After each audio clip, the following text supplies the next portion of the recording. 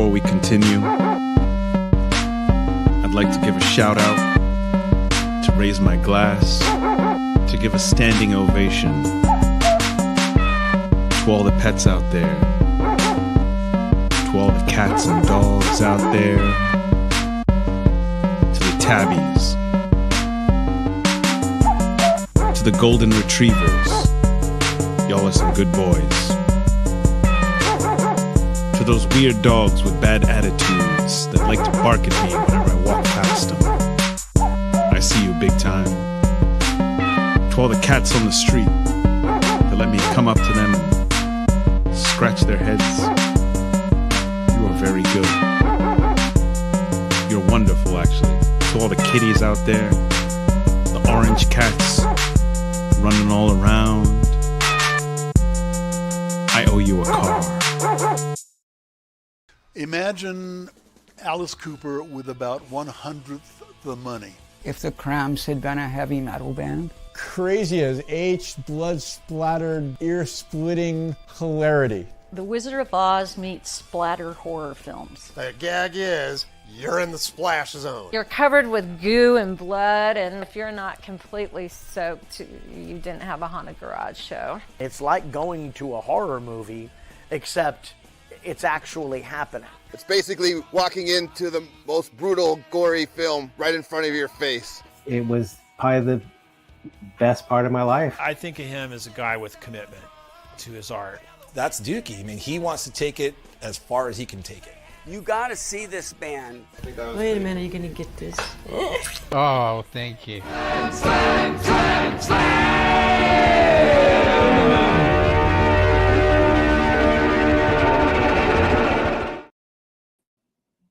Why do I always start in the corner? Hello, it's me, Kevin Vonesper. If you're watching this, you have found the VonPod.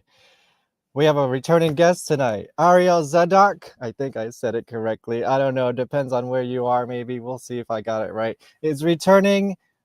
It's been about 2 years, a little over 2 years maybe since she was here last. And I think I've watched her live like 2 full lifetimes since then. So we're going to get all the updates and we're going to have a fun conversation. Also, my friend from high school, or my acquaintance from high school, we talk all about that on the last time she was there. And let me show you that. Let's see. Yes, if you want to see, catch up, watch the last one, and then this is going to be the update. So yeah, let's see. That was February 2023. Holy crap. We've entered our 40s since then. And I also want to note that I know it's not the best screenshot, but look at how short my hair was back then. And now look at all this hair I got. Also, no leather jacket. Now I have a cool leather jacket, my midlife crisis jacket. No glitter. We're glowing up on this show, and we're doing it together because we are epic. And before we continue, I do want to talk about, just for a moment, some other epic people this week. Namely, we gotta pour one out for the Ozman. Left this plane of reality this week. I gotta show, I'm a little late on my RIP posts. I'm sorry, I've been busy. The dead can wait. This is my original Ozfest 97 ticket, where I saw Ozzy Osbourne and Black Sabbath and Typo Negative and Pantera, and Marilyn Manson got canceled for some reason. In 1997, yes. And look, I still wear the t-shirt, although it's very ripped up. Looks great with some fishnets. 97. And then I found this one as well. December 29th, 2001. Ozzy Osbourne and Rob Zombie. I know it's in reverse here, but you can see it. Continental Arena, I think that's called something else now. Probably like 8 different names since then. Yes, the Ozman cometh and the Ozman goeth away. Thank you for your service. And I know, okay, the next one. I know he was a terrible person, but he was an epic character, and I have to just acknowledge it for a moment. Hulk Hogan died today. I know he had a bad, he wasn't a great arc as a person, but his character was amazing. And of course, actually, I was in a band with him. Look, he's in my band Green Jelly at one point. I wasn't there at the time, but I could say that my fellow bandmate Hulk Hogan, 71 years old. That's crazy. Anyways, okay, let's get on with the show. Are we ready to talk about life and the epic things we are going to do in our future? Let's do the VonPod. VonPod. Welcome to VonPod. I've got chicken heads and deli creeps, scary monsters and super creeps on VonPod. You're listening to VonPod. With aliens and scum dogs, I hope you're here to chat along to VonPod. Welcome to VonPod. You're listening to VonPod. You're watching VonPod. VonPod.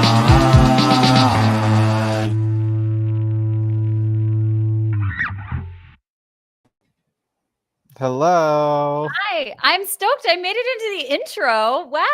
Well, yeah, of course you did.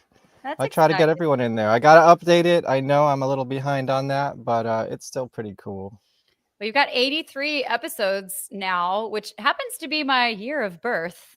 Fun enough. Right, yeah, since last time we both turned 40. How has that been for you? I mean, it's been pretty shitty. I do Yeah. love it in my 40s, but the state of the world and things that have happened have been quite rough. But I'm turning Yeah. 42 in, I guess, 2 weeks now. August 9th is my birthday. So I guess that's like 2 weeks from Saturday, maybe? Yeah, Wow. that's 2 weeks from Saturday. Fucking What's wild. the plan? You got some epic birthday plans? Well, 42, do you celebrate anything between 40 and 50? I mean, I'm a Leo. I celebrate everything. Also, celebration is just so important in life, especially in these dark times. So, yeah, celebration for sure. Have I thought about how I'm celebrating? No, because I'm knee deep in creating my course right now. And I am almost done in production. So I've just been like head down and I'm like, I cannot plan a birthday at this time. So my goal, I'll be done with it next week for sure. I was trying to be done with it by my birthday, but because I'm launching on my birthday, soft launch, just like it's available. So yeah, so that's really my celebration is going to be completely tied to that and my birthday all in one. Well, getting shit done is a good way to celebrate. You know, I like to, I probably shouldn't do this, but I usually release things in and or around my birthday just because it's like, oh, the spotlight will be on me for a day. So I can tell everybody like, oh, by the way, there's this thing you should check out. Yeah, that makes sense completely. And it feels good too. And honestly, it's like my birthday gift to you is better sex, intimacy, and some nervous system regulation and goal setting and all that shit. But really, it's about sex and intimacy. Right. Well, let's jump right into that. Last time you were here, I think you were doing champagne womb and other things like that. And now you have all these great names for things. I think you're like me. You start like, you have an idea and then you're like, I have to follow through on this. I came up with this name. I have to do something with it. What are you doing now? What's your main project? Tell us about this class. What's it called? Yeah. So to your point, that's why I use the pleasure producer, because I do a lot of different things and they're all involving pleasure and producing. So I'm an intimacy coordinator. I've been dealing with some injuries post getting rear-ended in January. So coming back to dancing, but my company name, my actual LLC is Champagne Womb. So Right. that's So awesome. that is the actual umbrella for everything. Technically, yeah.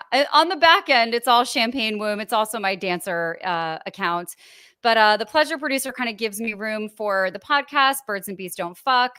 I have a Substack called The Sexy Directory that's all reviews and sexpert profiles that I'm going to be able to pay a lot more attention to soon. And then, of course, my signature course, which is called Fuck Like the Movies.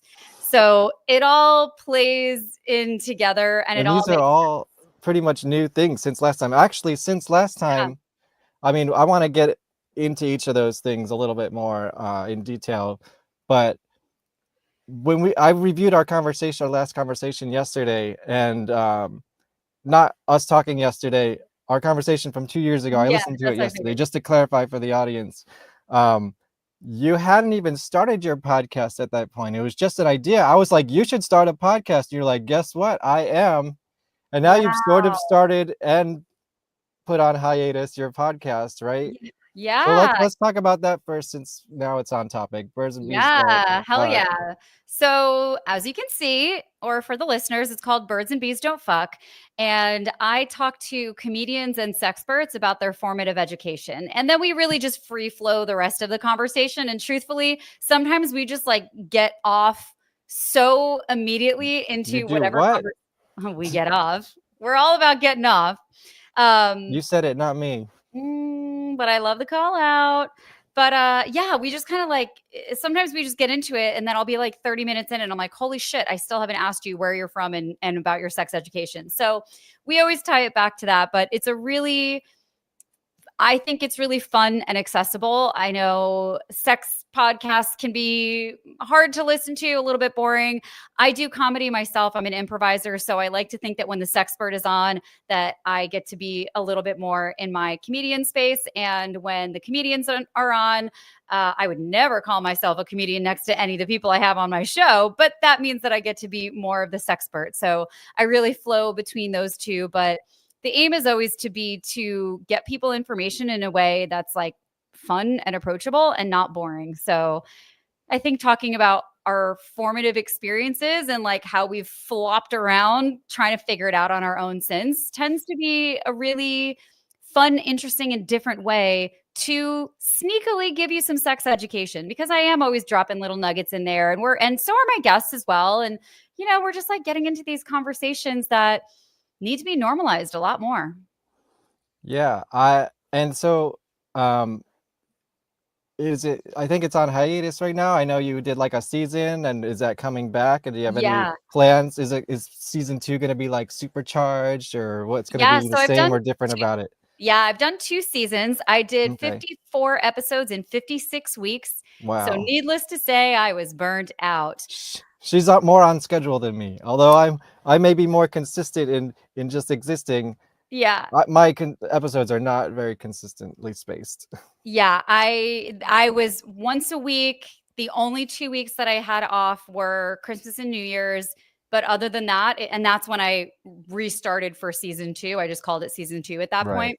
But yeah, I wanted to create the portfolio first. And then honestly, besides just being really tired, I got really busy on set. So I started working on set a lot, and then I just didn't have the capacity. So I was like, okay, we did 2 seasons. We've got 54 episodes. We can take a pause. And in that time, I was working more. I launched the Sexy Directory. I'm in the midst of launching Fuck Like the Movie. So I kind of had to take that time to set up a lot of different areas of my business and reframe how I was working with people, because I don't really do one-on-one long-term coaching sessions anymore. Now I'm really shifting into the group coaching process, or the group coaching format, because I think it's really, especially for couples to be in spaces with other couples, I think it's really, really impactful when you can hear other people getting coached and you can hear the things that are coming up for other people, because it kind of lights some things off in your head as well. So the program that I'm creating, you can either DIY and you could just do the whole thing yourself without any coaching, or you can sign on to do the coaching, which is once a week for the 8 weeks of, every module once a week is released, or they're all accessible. But, once a week, we all get on a call and talk through that specific module. And then you shift into an alumni once a month call. So it's a lot more manageable with running a podcast and producing a podcast and being on set and, having to do a lot of other things. And I feel like I get to serve a wider audience that way too. So it's been a lot. So the podcast has been on hiatus, but all of the other things have been building and shifting and finding their form. So once I get Fuck Like the Movies completely done, that's when I can kind of shift focus back to the podcast again. So I don't know when exactly I'm coming back for season 3. But I do know I'm coming back for season 3, and we're going to do 20 episode seasons. It's not going to be as ongoing as it was last time, but we are going to do once a week. And then I'll have pre-planned hiatuses where I'll take a couple of months off and then come back into production. So it'll be a lot smoother and more sustainable moving forward. And hopefully I can bring on some people so I'm not doing everything alone.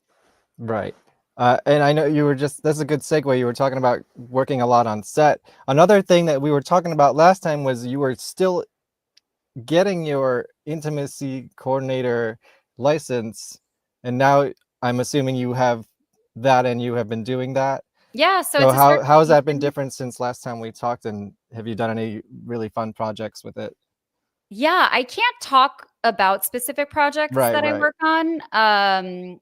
But yeah, last year I worked a lot. This year I've not worked that much. The industry has been in turmoil for this entire time. Since we last spoke, it's been very, very rough for not just Hollywood, but anywhere in the industry. So regardless of where you are, it's been really challenging. I know people love to say like all the work is going to the UK or it's going to Budapest or it's going to wherever. And yes, for those smaller markets like Budapest, where they're not used to having a lot of work, that's probably feeling like it's bumping. But I will say all of the other markets that are used to having regular work, everybody is struggling. People in the UK are struggling. People in New York are struggling. Everybody is struggling. There are, of course, people working, but it's a lot less than what we are used to and what we've seen before. Yeah. Wow. Yeah. Even but I did in work Hollywood. a lot last year, so I'm grateful I worked that's a lot. great. I was on set a lot last year to the point where I had to pause a lot of other things with my coaching and the podcast. But yeah, this year has really just been, I was rear-ended in January, so that really took me out, and I really was not able to get a lot of work done for a long period of time. But as that recovery went on, then I've just been able to refocus everything in my business and create something that's really sustainable for my clients and my community and for myself. Most importantly for me, because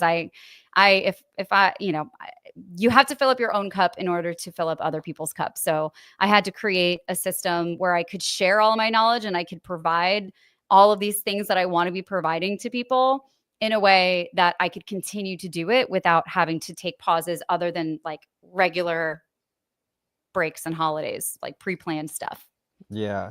All right, let me check out my slideshow. I know I can't read it in the small box it's in right there, but I know I just have all your projects, and I think you talked about a bunch of them already, but we'll see if there's any we haven't hit. Okay, so this is Fuck Like the Movies.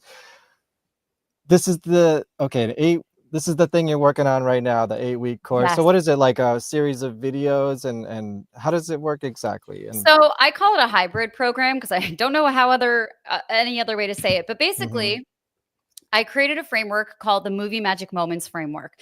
And what I do is take the movie making process and everything I know that needs to happen within sex coaching and sex education, and really everything that you need to create positive experiences in a way that's sustainable. So the whole program is around helping couples create sustainable intimacy that evolves with them so they don't drift from lovers to roommates. Because I think anyone in a long-term relationship knows that you get comfortable, you get busy, you get stressed, you get frustrated, you get resentful, you get all these things, and then all of a sudden you're looking at your partner and you're like, fuck, this is my roommate, not my lover. Like, what? We used to fuck like crazy. We used to go off. So this program takes a repeatable process, the filmmaking process, and gives you all of the tools that you need to create really juicy, connected intimacy in a framework that you can adjust based off what season you're in, because we're all in different seasons all the time. It's, if you're a person who bleeds, then that in and of itself, you're in different cycles and seasons. But in a relationship, you're going to be in different seasons together. So this is really that framework. The movie magic moment framework is really about helping you learn what you need to do to create really great experiences so you can do that over and over and over again to the point where you're not even thinking about these steps that I'm teaching you. And by the way, these steps are all the things that you can use in every other area of your life too. So it's really a personal development course disguised as a sex course, because it's all of it. But it's really for people who don't want to become roommates or who feel themselves on the verge of that. And yes, if you're suffering with some sort of dysfunction, it can help with that as well. But really, who I'm looking and who I really created this for were couples who are in that space where they're like, fuck yeah, I want to work on this. Yeah, let's like, things are good right now. Things are chill and they can be better. And it's okay for me to want them to be better. It's okay for me to watch a movie and be like, man, I really like sex. Like our sex is great, but I want it to feel like that. And that's okay. Is there so are couples supposed to do it together, or can they do it separately and then come talk about it together? So every exercise, so every module has 3 lessons. This is the boring stuff, but I'm going to tell you anyway. Yeah, let's hear the boring stuff. Let's hear the boring stuff. So every module, there's 8 modules, and it's again centered around development, pre-production, production, post-production. It's laying that whole process so that it's very easy for you to build on all the tools and remember. But each module has 3 different lessons, so 3 core things that I'm teaching, and all of them have exercises or handouts. A lot of the work, and this is why I say it's a personal development course, a lot of the work is stuff that you're going to do on your own, and then you're going to come together as a couple. So looking at belief systems or thought patterns or doing your yes, no, maybe list, for example, all of this work, in order for you to be able to have conversations with your partner, there's a lot of stuff. Do we have a ghost in the house? No, I just thought of a book that I have that's totally kind of related to this that I'm wondering if I can grab very quickly. Yeah, grab it. Yeah, here, why don't you keep talking. on? I'll be listening, but I'm gonna Yeah. exit for a moment and let you talk about the boring stuff. Hi, everyone. So the boring part of how this works, which is like the really fun, juicy stuff for me, is that I'm teaching you these core concepts, and none of the lessons are that long because nobody wants to sit there. And also you can like double time the speed. I speak quickly, but if you're like me, then you probably like to time and a half most things. So there's lots of different learning options there because I think that's really important. And even within the same couple, maybe one of you wants to listen to it. Maybe you want to watch it together. Maybe you want to read it, like however you need to learn. That's totally cool. But a lot of this work is about doing the work on your own because we have to do the work on our own if we want to come into a couple or a dynamic of any sort. So you're doing a lot of the work on your own and then being prompted to then share that stuff together. And I'm also doing things to help you prepare your nervous system for doing things like that because all of that can feel really activating and really escalating. And then if you have the group coaching program, then we get on calls and we talk about it every week. So is it all the groups together or are they separate? Yeah. Oh, yep. Okay. Nope. It's all together. So is there a limit to how many groups you're taking or? Not right now as I'm launching it and as I'm building the community. So eventually, it's going to be that I have different cohorts. So the new cohort is going to be this 8-week block. Then I take a month or 2 off. Then I do a new cohort for 8 weeks so that they get more targeted attention and more one-on-one attention. And then everybody, once they get past those 8 weeks, everybody goes into the alumni. And then you could pop into that alumni call. It's once a month. You can pop into that call anytime you want to. So that is always there. And of course, if you're in my program, then there are options for you to like book a one-off with me. If your guys are like, we need your help. We got to dig into this stuff. Like, let's go. So yeah, but in the beginning, there's no caps. You know, I think we're probably going to have and allow people to go through the 8-week program probably multiple times in this first year. I haven't really figured that piece out. We'll just kind of see what the response is and how big those calls may get. But eventually the goal is going to be to have everybody, every 8-week cohort is going to have their own space for those 8 weeks for us to do the coaching. And then anybody can jump in after that on the alumni calls, because this is about sustainable intimacy. It's not about like a one and done and do this, that, and you're solved. Like this is evolving. The exercises that I'm teaching are all ongoing. There is not one thing in this program that's like one and done, good to go. These are teaching you the tools that you need to use over and over and over again over time. So I know you're still working on this one, but I was just thinking, do you have other, I know you have a million ideas all the time. Do you have ideas for future courses in the? Everything is about fuck like the movies. So this is the one guy. I shouldn't say guy really, but this is the one course. Everything is folding into this course. I am going to build in bonuses over time. So if I want to kind of go a little bit deeper on a certain topic or nuances on this thing or that thing, then I do plan to build out that bonus library. Right now, it's the course, but everybody gets lifetime access. So as soon as I build out that bonus, if there's a new bonus, then everybody gets let into that. All right, let me do my show and tell. Okay. Yeah, your show and tell. I just couldn't believe I didn't think about this last time, but this is a book I have called The Guide to Doing Me.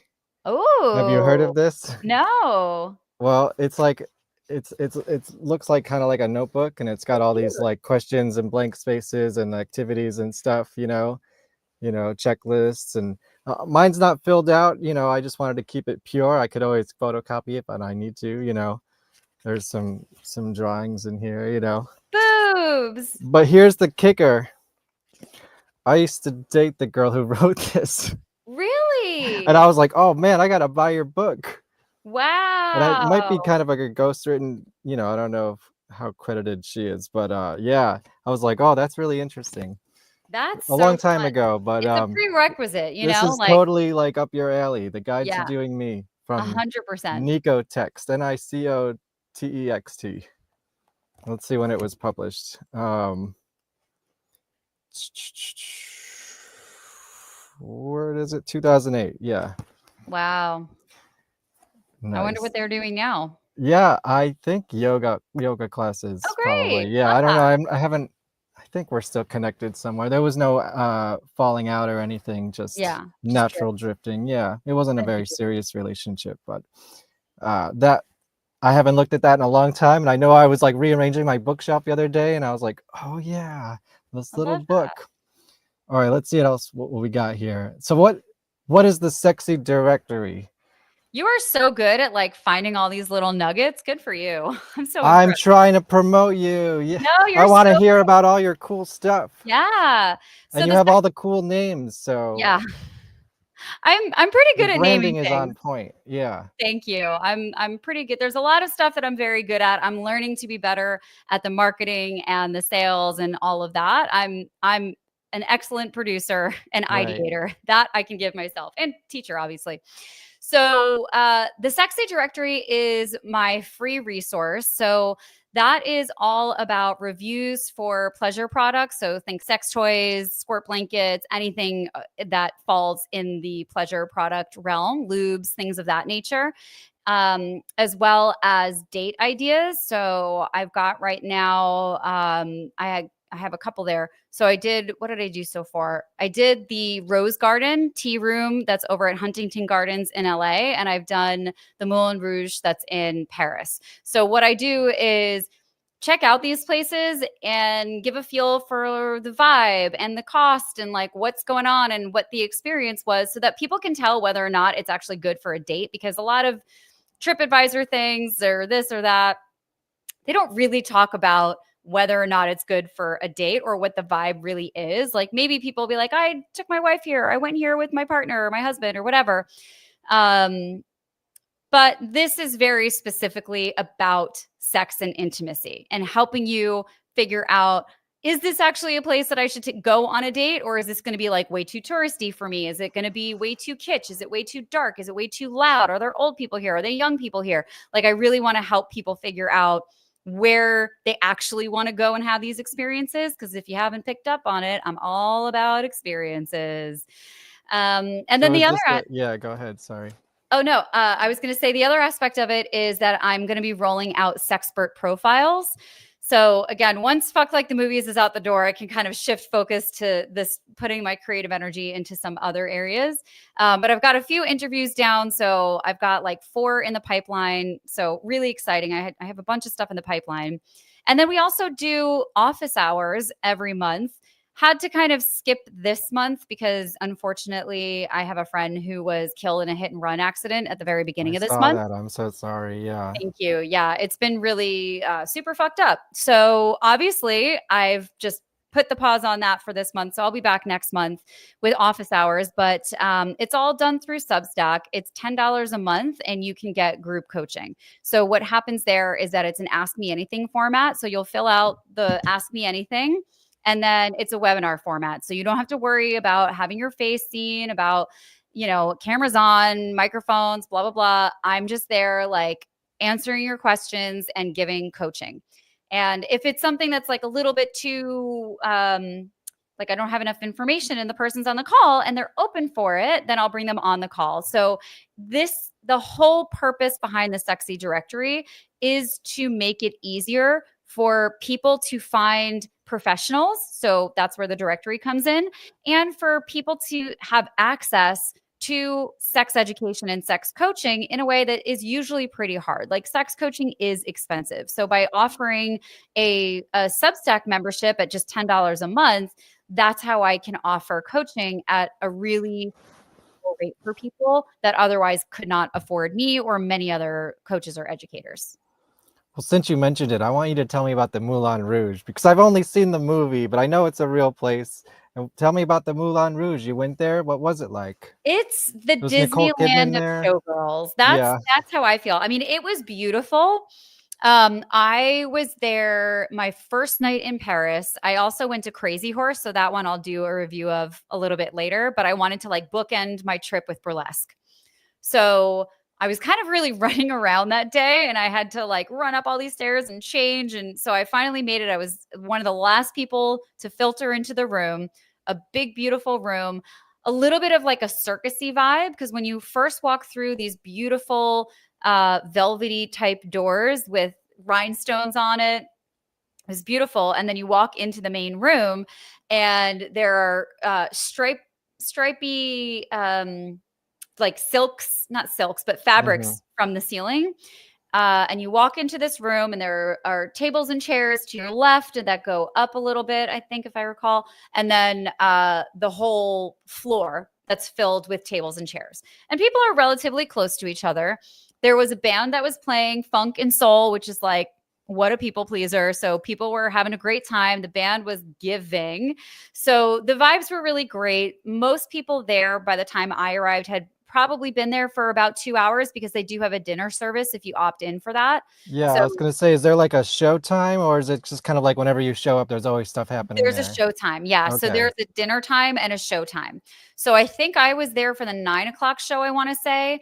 And anyone who was there for dinner probably got there at 7 or 7:30, something along those lines. So they have probably, I think it's like a 3-course meal plus champagne, or you can just get tickets and champagne, or you can just get tickets. So I opted to do tickets and champagne, but because I was seeing both shows, I was like, okay, I would love to do dinner, but I want to do both shows more than that. So instead of getting dinner at one of them, I decided to go to both shows.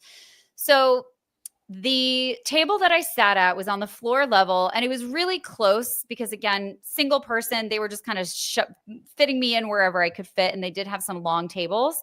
So it was myself and another woman who was also traveling by herself that we sat across from each other, and we kind of became each other's dates, which was super fun. Yeah, it was great. She was from Mexico, lovely woman. I don't remember her name, but we had a great time.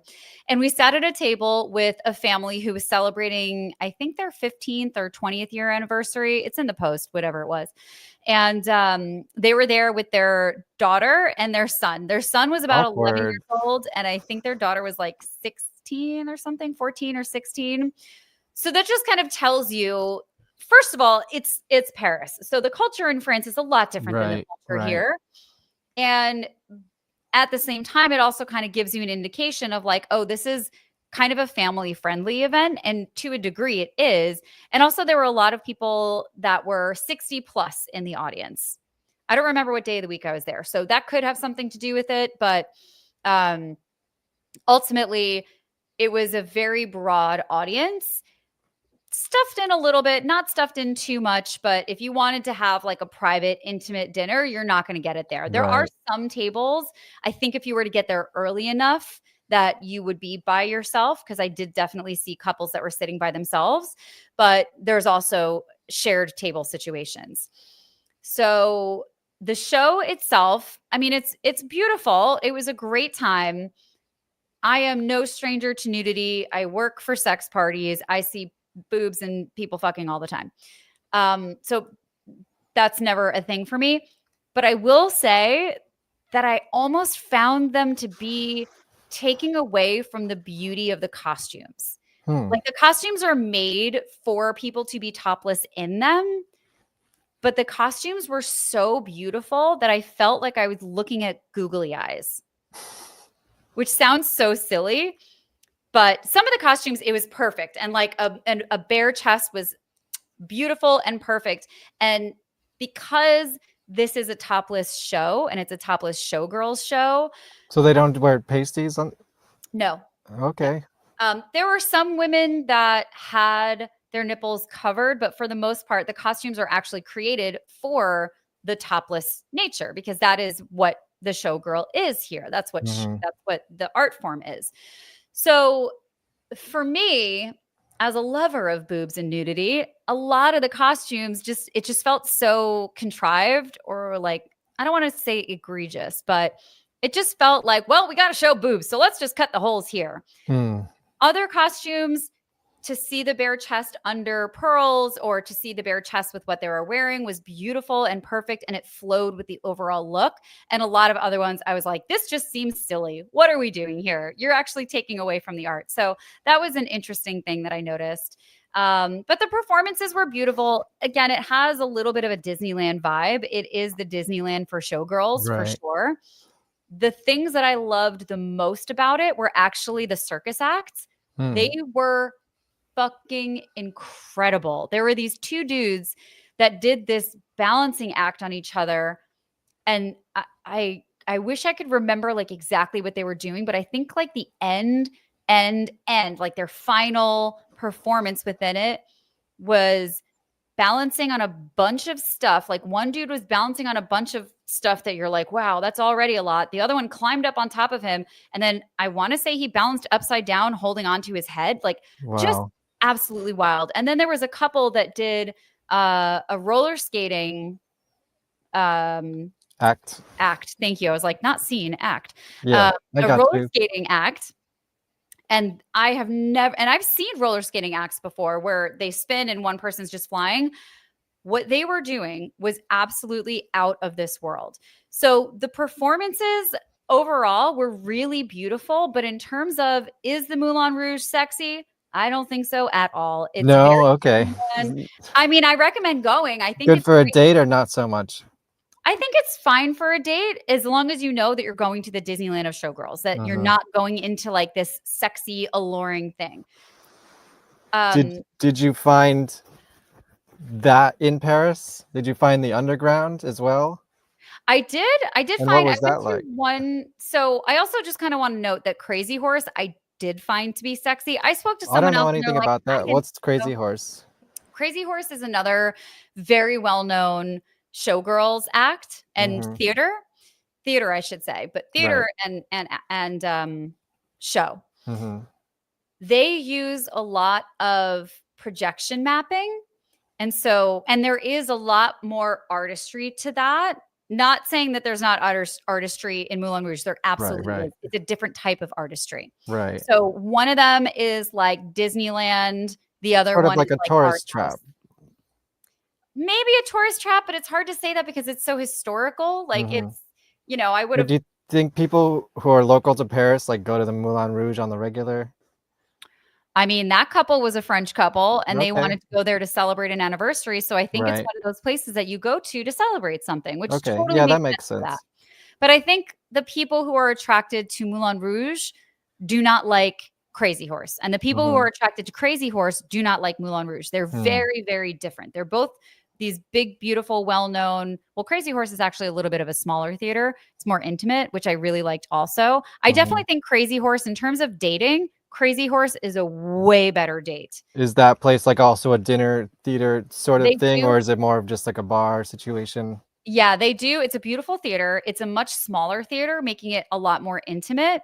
And the way that the tables and chairs are set up is a lot more intimate. That's a lot more like an actual theater versus a dinner theater. So Moulin Rouge is very much set up as a dinner theater. And the Crazy Horse is a lot more like a theater cocktail lounge type thing. But they do serve dinner there. but the acts were they're just, it was much more art house. And the projection mapping, there was one act where a woman did burlesque, but the clothes were projection mapped onto her. Whoa. And she was moving around the stage and stripping off the clothes, but it was her and the projection map artist who were working together. I mean, it was extraordinary. So was she actually naked the whole time and it was just video on her? Wow, Yeah. that's pretty. Yeah. I never heard of that before. It was beautiful. And overall, it was a really beautiful show, but the tone is completely different than Moulin Rouge. So Crazy Horse is, I'm always reluctant to say something is more artistic, but it feels more artistic than Big Show, if that makes sense. Yeah, that makes sense. Yeah. And then what did you find in the underground? Anything else? Yeah, so I went to a lot of sex shops, which were great. A lot, a couple of BDSM shops, and I really just bounced around to whatever I could get to, and that was all great. I also went to a strip club called Chochette, I think it was. I don't remember which one it was now. That one was really interesting. So this was a very, very, very small space. I'm very glad that I went with one of my other intimacy coordinators who just happened to be in Paris as well. So after we wrapped up our certification in Spain, we wound up meeting up in Paris, which was super fun. So she was all in. She's like, yes, let's go. So we're just like two intimacy coordinators talking about what's real, what's not real. It was super fun. But this place was very, very small. And you go down into the basement, and there were 3 rows of like chairs and couches, chairs being like love seats and like comfy chairs like that. Probably a couple of regular chairs too. So I think it was 2 or 3 rows.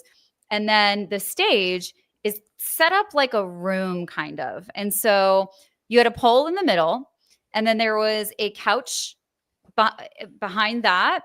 And then there was also a vanity. So the women who were performing had all of this space to play. There was a mirror as well. So when you walk down the stairs, and if you're like if you're sitting in the audience, and there were some chairs on the sides on the where the stairs were too, you could only fit max 20 people in here. I don't even think you could fit 20 people in there. So very few people. Obviously, it's mostly men. There was one other woman at one point besides us, but everyone else was men, a lot of older men. But it was truly a mix. I mean, we saw a wide age range, and the acts would go, I think it was a 1-person act, then a 2-person act, then 1 person, then 2-person, or something like that. Like it just kind of revolved. And once they got through all 3 or 4, then they started up again. So they kind of have their show and their acts set out for the night, and then they start over. Full nude. And it was touching themselves, but they were not actually performing sexual acts on themselves or each other. There was a lot of masking. There was definitely touching, but as intimacy coordinators, we are watching and we're like, we know where your face is. We know where your nose is. We know where your hand is. We know what you're doing. We can see everything that's happening. And maybe the men could too, but I don't think they cared.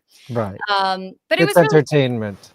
Yeah, it's entertainment, and they were all loving it. And the performers had the ability to it's a very, very small, intimate room, but they had the ability to walk up and into the audience, and there were teeny tiny little platforms that they could stand on, sit on, lay down on. So they were doing that, and a lot of their oral simulations, because I will say that they were simulations and not actually giving anybody oral sex or digital sex, which is fingers.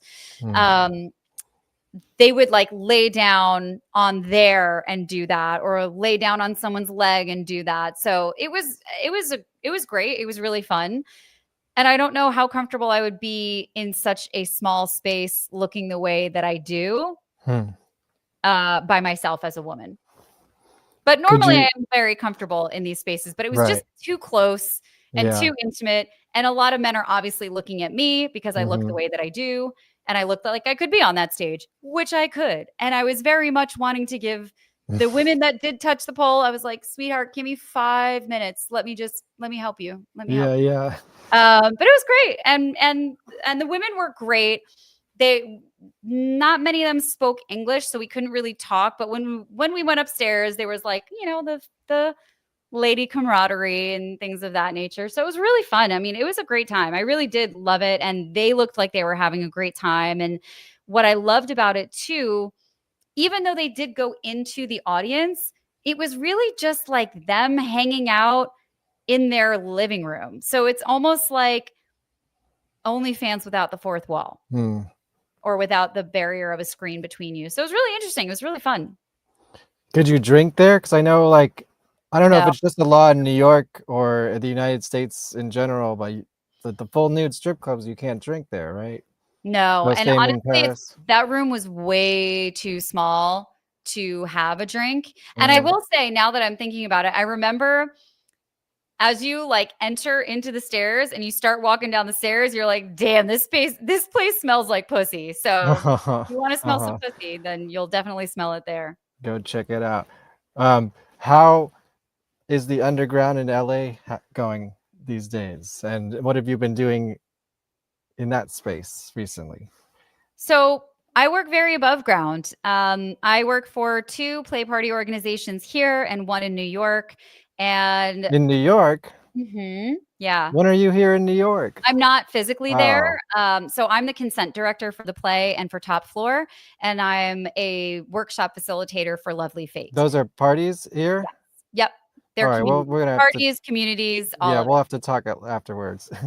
Yeah. So it's not very underground. I would say they are maybe not Lovely Fate. That's a little bit more, I mean, they all in ways are accessible, but they're pretty higher profile parties and communities. And so my job is to set the policies, help manage those policies, manage incident reports, and just overall figure out what do we do when some things happen and what is within our purview as a company, as an organization, as a club, and what is outside of our purview. Gotcha. And there's a lot that's outside of our purview. Right. Because, you can't really get involved in people's relationships. What we can do is manage any sort of consent violations or discomfort or anything like that within the spaces. So it's and there are situations that happen outside of our spaces that we do need to take a look at, but it's very nuanced work. And it's complicated work, really, but it's great. I mean, I love doing it. All right, let's see what this one is. Yeah. What's this? So I've rebranded that a little bit. Okay. So The Art of Letting Go is a great fucking ebook. And I actually just redid the meditations too. So I added some music to them. They're really juicy. Well, I had music before, but now it's all fresh. I took it from a workshop that I ran. So now it's like fresh meditations. And The Art of Letting Go is all about learning how to let go of things and learning how to forgive so that you can move on and unblock your pleasure. Because what happens is that when we're holding on to resentments and when we're holding on to pain and grief and all of these negative emotions that maybe served us for a period of time when we were feeling them when they first happened, but at this point, they're just blocking your pleasure. They're releasing hormones that do not let you feel pleasure in certain ways. They're getting in your head. You're ruminating over stories. You are holding tension in your body. You're being closed off. And at the end of the day, the only person that it's hurting is you. So what do we need to do to move through that? And there is a Hawaiian practice that I always misspell. I don't say it properly. Right. And so I don't want to do the disservice there. It's Hopopono. It's not good. I wrote it down. So just please know that the credit goes to the indigenous Hawaiian community for this practice. But it is a practice that I've adapted and shifted ever so slightly for intimacy and sex related issues. But realistically, this is the kind of stuff, again, like I am a sex educator, but so much of what I do is actually personal development because I can teach you how to use any toy. I can teach you how to use your tongue, your hands, technique. I can teach you all those things. That's fucking easy. What's not so easy is shifting out of this state of resentment that you have for your partner because of something that happened 3 years ago that you're still holding on to, and they don't even know about it. What's not so easy is getting past the repetitive thoughts in your head that are actually stopping you from wearing a skirt, getting tied up, being called a baby girl or a baby boy, or being a dom. All of these things, if we're not targeting, and this is really the heart of all of my work. Mm-hmm. And this is really my holistic health coaching coming through. If we are not getting to the root cause of the blockage or the challenge or the problem, then it doesn't matter what Band-Aid I'm putting on it. It doesn't matter what toy I'm giving you or how I'm telling you to flick your tongue. None of that matters if this foundational stuff is not taken care of first. So everything I do really lays the foundation for that work so that you can be more open, more expansive. You can tap into your erotic persona. You can tap into yourself. You can dress the part. You can look the part. You can really ask for what you want and have those conversations that you need to have, letting go of resentment, letting go of the things that are blocking you so that you can step into the sex and the intimacy and the experiences that you actually want to have. And forgiveness is a big part of that. So that is a standalone product. It's one of the few that I have. Mm-hmm. So yeah, if you're struggling with stuff, anything from politics to your parents, to your partner, to yourself, this is a great, great practice. And it's not about condoning behavior, and it's not about making anything okay. It's about releasing yourself and allowing you as your own individual to move past whatever this is in a way that's actually going to serve you and your pleasure and your growth. Because hanging on to shit, it's only hurting you, and that's not fair. And that's just, it's more harm. And we want to get you out of that space. Yes, we want to get you out of that space and into a good space. Yes. Is that everything that you're doing? I can, it's hard to keep up with you. Am I missing anything? I know. Before we do some fun stuff to end the show? Yeah, I Like, also that have, is the business. that Let's is get the business. Well, done. yeah. And I'll also say that if you struggle with sexual confidence, I have an erotic hypnosis that's called Directed Desires. And so if you like my voice, it's a slower, more sensual voice.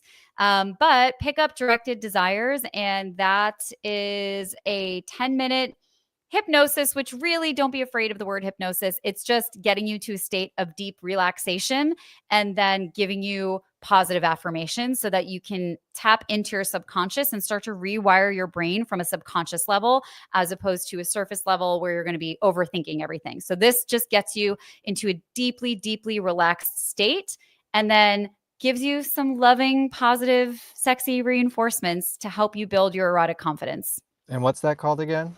Directed Desires. Where do you come up with these cool names? I don't know.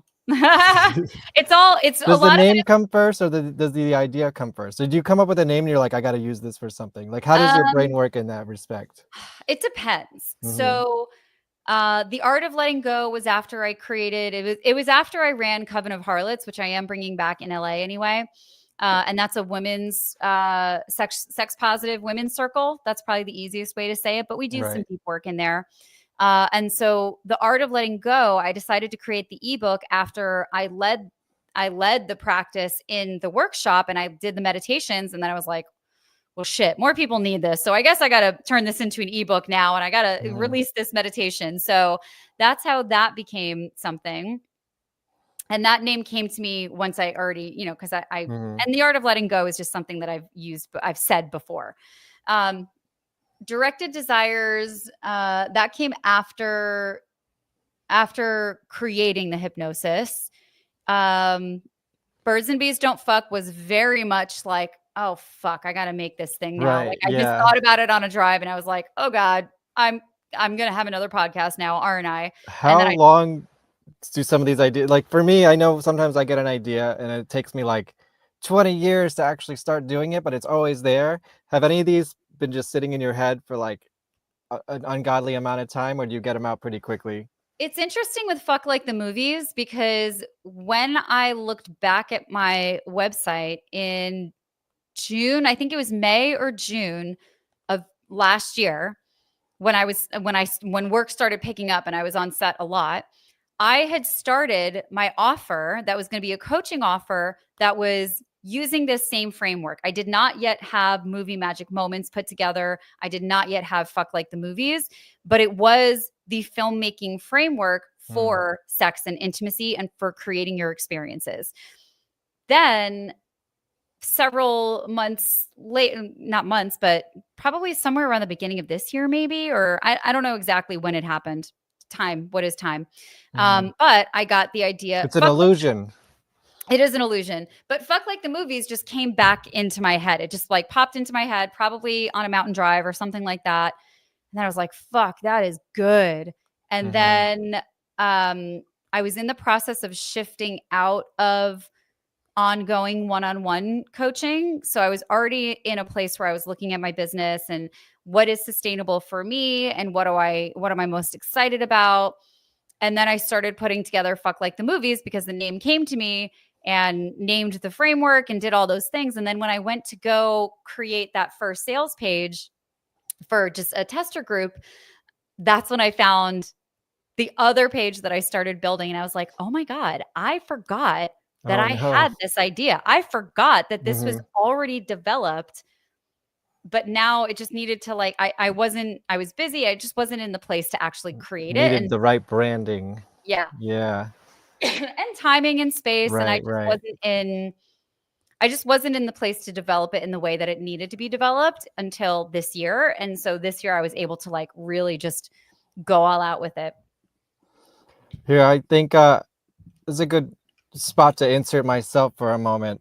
And first of all, I'll let everybody know August 1st is Bandcamp Friday. So it'd be a good time to go buy your favorite music on Bandcamp, including my album Quarantine Dream, which it's so funny. The last time we talked, I was promoting my first solo record, and now this is number 3. The whole trilogy is out now. It's Quarantine Dream. Our friend Pat is back as the narrator of the story. I love it. Every CD is hand drawn. It has the song in the beginning, as well as the VonPod theme song is actually on the record, because it's like an advertisement within the story of the record. But all this to say, I have been finally back producing the new thing, which is my band, or the illusion of my band, Pop Perversion. And I don't think I even had that name last time we talked. But hell yeah. I just want to show, this is the first time I'm showing this to the public. I don't know if it's totally finished yet. Here's the old logo by my friend Holly, right? But that's really cool. I got a new one. Let's see if you like this one better. Ooh, that got that glow up. Yeah, I like that. I like that fucking sound. Cool. I love the disco ball and the lightning bolts, like just the essence of this. I love it so much. Well, those are supposed to be sort of like vines coming up from the ground, like kind of like technology and like, you know, the pop is being perverted, you know, it's. Yeah. And this, I think it's interesting to bounce this off of you. A lot of people have been afraid to join my band because of the name, or it's like already kind of like, I don't know if I can be part of something called Pop Perversion. It's like, that's just semantics though. Like perversion is the distortion of something, you know? I think we need to take back the word perversion. Yeah. Because it's also could be a sexy thing, you know, like I'm not shying away from that aspect of it, but sure. But it's not inherently negative.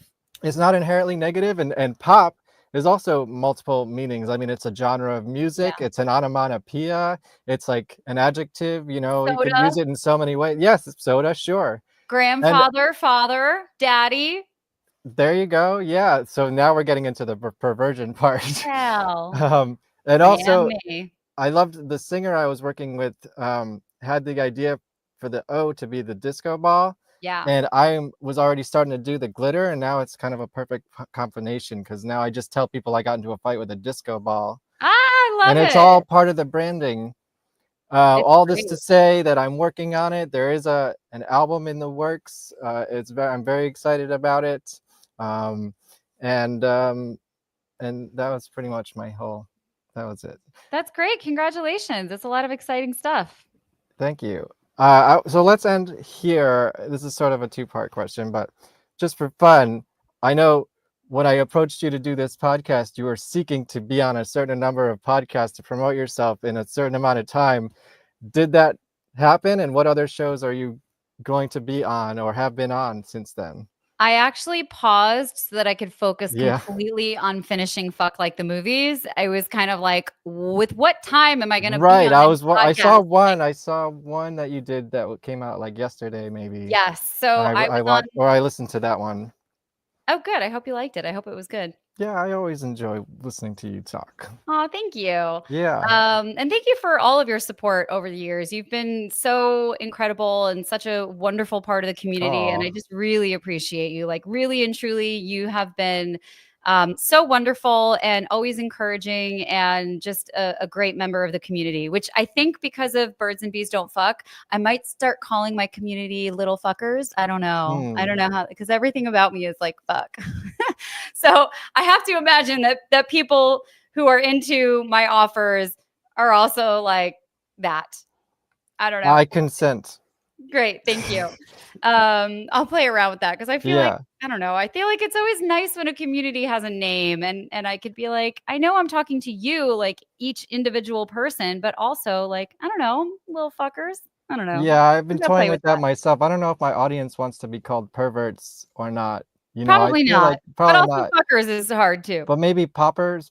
No, that's a Ooh. yeah. Oh, we got an Well, ooh. Okay, that's a. I mean, I that's know fun, because but I it's get also poppers. Yeah. it's like a drug kind of thing. Yeah. Pops. My little pops. I don't know. I'll I play don't with know. that too. Or Yeah. if you have any ideas, pop into your head on a drive through the mountains. So Yeah, I'll now definitely. that the inception is there, Right? Yeah.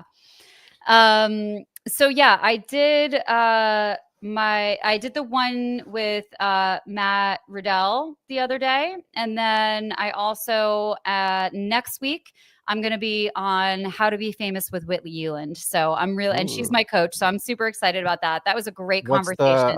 okay, you did it already. And is there like Yeah. a theme to her show or? Well, she teaches people how to be famous, but not fame Oh. for the sake of fame. She believes, and I agree with her, that good-hearted people deserve to be seen in the world and they should not be the ones hiding in the shadows. And most It's often, us. We're the good people. yeah, and most often it is the good-hearted people that are afraid of fame, that don't want to claim that and don't want to be proud of that. But like, yeah, I want to be fucking famous because at the end of the day, the more fame I have, the more I can shine that light on everybody else. Like, I have a show where I bring other people on. I have a platform where I bring other people on. I am sharing information about how people can not only have better sex, love, and intimacy, but how they can move through the world and achieve their goals in a way that is good and aligned, and they can communicate their desires and their needs. I don't really promote it that way, but that's the truth of it. Like, come into my world and your life will be fucking changed. So the more fame I have, and the more, because fame is just it's just a resource, just like money. The more money I have, the more good I can do with it. And the more fame I have, the more good I can do with it. So it is definitely a reframe. She does a lot of nervous system work and mindset work, which is really similar to the work that I do as well. She does it for fame. I do it for sex and intimacy. Great. So yeah, it was a great conversation. If you're into personal development, if you have any desires as an artist, creative, or influencer, if you're in a relationship or want to be in a relationship, I know these are really broad strokes, but like very much for creative people who want more out of life. Great. And so this is the second part of my question following the podcast thing. I know part of that was like, and part of your whole thing is like projection into reality. Can you end this on a sort of like a little lesson on how to do that? And has it worked for you, Yeah. So one of my favorite tools, which I do teach in the program, is something that I call the NARS method. This is something else that I taught years ago when my focus was that an was. official term? Did you make that? I made it up. It's an acronym. The NAR. Okay. NARS method. And so this is something, again, that I found in my earlier work that I forgot about. And then I was like, oh my God. So NARS stands for notice, acknowledge, reframe, and say it out loud. And this is what you use when you notice those intrusive thoughts coming into your head, because your mind is full of bullshit. And your nervous system was only built to survive, not to help you thrive, not to help you achieve your goals, not to help you have great sex or anything like that. Your nervous system's only job is to get you through the day. And that means that a lot of the shit that's going on in your head is not actually real. It's not serving you. It's not helpful. So NARS is what I call my quick and dirty way to reset and reframe your mind and reframe your thought patterns. I have a longer method that I teach in the program that actually Whitney teaches as well. And so NARS is notice. So let's say you have a thought like, I can't get tied up. I can't let my partner tie me up, right? Or like maybe the thought is getting tied up makes me weak. So let's say that's the thought.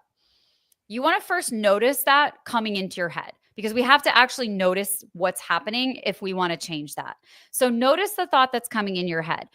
And you could it could be like, whoa, okay, whoa. I see that, right? Next step is acknowledgement. So you're going to acknowledge that thought.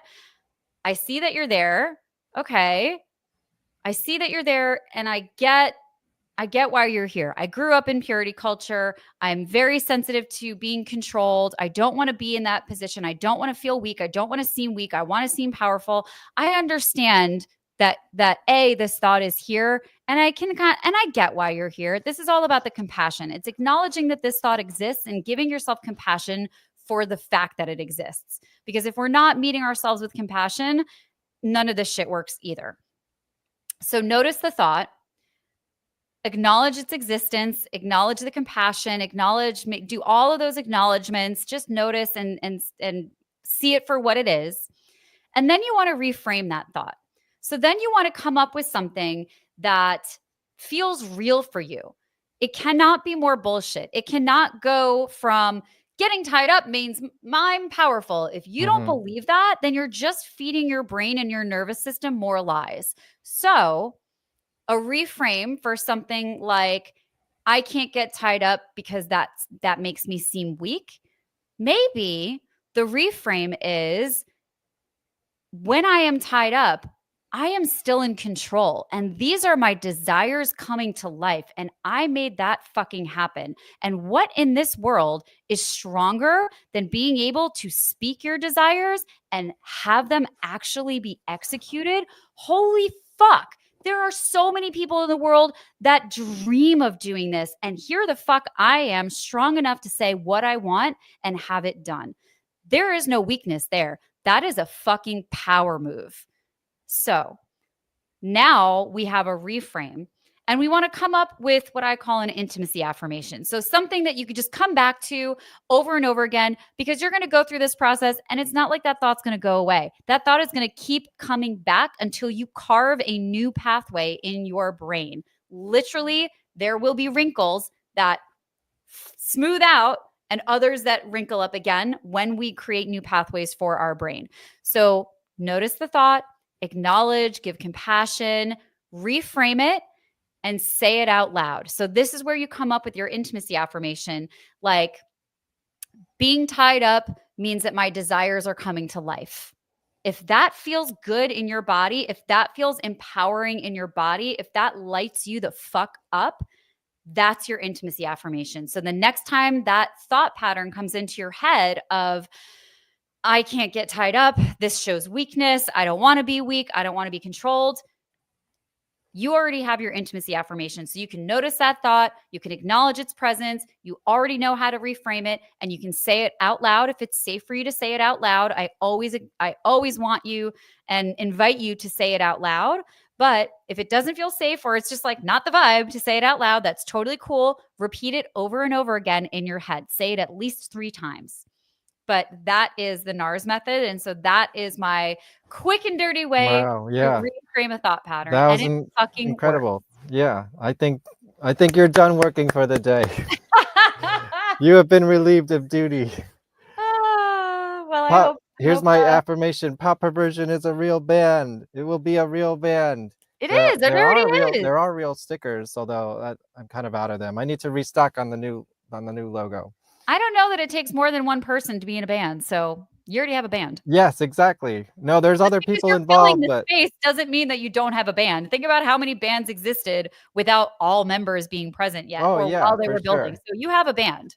Oh yeah, and the songs even exist. Like Great. it is mostly recorded. I gotta finish it and put the sprinkles on top. Find some more singers. Maybe one of them is you. Have you done any singing lately? Yeah. I mean, Really? yeah. I mean, I'm in a kids improv show and we sing every show. Oh So yeah, I'm right, always right. singing, but yes. And also, oh, you might really love this. Have you ever heard of Gaia Music Collective? I don't think so. Tell Oh me my about God. that. What's that? They are amazing. They were born in New York. Now we have somebody, Asher Black, who leads choruses here, but it's a 1-day chorus. So you buy your ticket, they'll send you the sheet music for all the different parts, and they'll send you all of the recordings for all the different parts so you can learn it in advance. And it's an adult 1-day chorus. They're 4 hours long. You meet at the same location, usually like a warehouse or an open space. Ours is an old synagogue that's been repurposed as an art center. So it's beautiful, like these Okay. stained glass windows. It's amazing. And over the 4 hours, there are like some opening things that you do to warm up your voices and build connection, but it's really about building community and connection and singing in community together. So it's not about perfection. It's not about getting everything right. Yes, we work the music. Yes, we work through the difficult sections, but it's really about working with the community and enjoying the process. That's why they send us everything in advance. So you can listen to it. You can learn it. If you don't read sheet music, no problem. Just learn it in advance. All of those pieces are there so that we show up on the day and we can really embody the song, embody the music, embody the experience. So if you're in New York or LA, Gaia Music Collective, I highly, highly, highly recommend them. And vocalization is also a really great way to end a stress cycle. So if you're feeling stressed, use your voice. It's a great tool for your nervous system and to tap into your vagus nerve. So I got to follow up on last time we were watching videos from high school. I don't have any new videos to show you, but I did find one more since then that I could send you later. And I didn't film it, but I ended up with the tape somehow. It was a film of you guys in chorus class in high school, and you were singing Phantom of the Opera. Yeah. Yep. And I don't remember that, but that's like one of my favorite things. I got my tickets to Masquerade, the new Phantom of the Opera immersive theater experience that's starting previews like next week, I guess, this week. I don't know. Wow, so fun. Yeah, did you hear about that? I have heard about it, yeah. Not much, but I have heard about its existence. Yeah, it's very under wraps, but it's about to open in like a week, and I got my ticket. You have to wear a mask. It's kind of gonna be like Sleep No More, which I never saw Sleep No More, but I know sort of conceptually I understand it, Yeah, I didn't either, and I was really bummed about that. So yeah. next time I'm in New York, I got to Well, make it a point to try to get out there. Well, I don't think it exists anymore, but No, not Sleep No Masquerade. More, but Masquerade. Yeah. So I guess like we're gonna be walking around the theater to different parts or different scenes. I don't know, but it's exciting and a little bit scary, That's great. I love it. But going back to I found a video of you you singing Phantom of the Opera in high school. Yeah. And if you guys want to watch all the fun high school videos and all that conversation, go watch the last episode. I got to go back and watch that. So it was pretty fun. I want to watch all those videos. Yeah, I said I was going to send them to you and I never did, but I do have them on hard drive. So like they exist, and I think we did it. We did it. Yeah, we did it. I don't have any shows coming up next month, but I have one booked for September that I'll tell you guys about. It's my friend from college, Ben Fergal, and that's a picture of him I took when I was in college of him in his neon Picasso-esque dinosaur outfit for his band Nuclear Power Pants. So cool. Yeah, before I was a dinosaur, Ben Fergal was a dinosaur, and we're gonna talk about that. I've always been obsessed with this band. They're just crazy. They were all angular dinosaurs, and the singer were these two actual twin brothers that dressed up like one like they had 2 arms and 2 heads. Oh my So they God. would like have one big suit on, and they would be just kind of like a 2-headed monster. Doo-doo. Yeah, but they were actual twin brothers, so it was like super believable. And at Wow. the last show, well, they did reform. That's a whole separate chapter. But the last show during college, they ripped apart and became 2 separate people. So good for them. Cool. Yeah. Oh, that's cool. Anyways, that's what's coming up. I don't know. Maybe I'm taking next month off. We'll see if Take anything a break. happens. Yeah, Learn from my mistakes. Take a break. I have not done half of the things that I've been meaning to do this summer yet, and I'm like, oh my God, it's only like a month left. So I got to get on that. I'm working on the music. I'm working on the documentary slowly but surely. That exists in some form. Life and Slimes of Dookie Fly Swatter and Haunted Garage. If anyone wants any stickers of that too, there you go. And those are the main projects I'm working on. Amazing. And that's it. I think let's see. And then go back and check out Thrill Driver will be here at some point. We haven't figured it out yet. Dogul, I just talked last week to this band from South Korea. We did an international, so that was a lot of fun. The Yagas were on the show. I'm supposed to see them live in I think August 1st is their show. This is Ren from Dead Z, which is a very LA institution. And also, she wasn't on the show, but the singer of this band is his wife, Vera Famiglia. I don't know if I'm saying that correctly, but she's a famous actor. She was in the Conjuring movies and all that. Yes. I thought when you said her name, I was like, I think that's her. Yeah, Yeah. she's in a band, fantastic. and they were just on this show. They were on this show. She's great. Yeah, so really hopefully like her work. I'm gonna. I actually never seen any of those movies. I should probably go watch them before I meet her. She's been in. I watched. The Conjuring is fucking terrifying. I know. I gotta watch that. Maybe tonight I'll find that. Yeah. I will not. I'm a shameful horror fan because I've never seen the Conjuring movies. I did watch one movie she did because he did the music supervising for it as well, called Higher Ground. Oh, I haven't seen that. I think I've heard of that one though. It was about like religious. I think it was based on a true story. It was like a religious fundamentalism through the 70s, and sort of something like that. Right up my alley. Anyways, it was wonderful to have them on. Of course, I went deep on the Dead Z stuff. I didn't go as deep as I want to, but maybe one day we can dedicate a show just to that because I got a lot of questions. But go check it out. We had this robot band on the Guar Pod. What else? Oh, Pop Perversion. It's a band. That's my affirmation, and I'm sticking to it. Fuck yeah. All right. Thank you very much for being here again. Anytime you got something new, let me know. I will. Thank you so much. I'm always following you on all the things. You should also go follow her on all the things. There should be links below. But if there's is there a central place that you want to send people you can find me at The Pleasure Producer everywhere.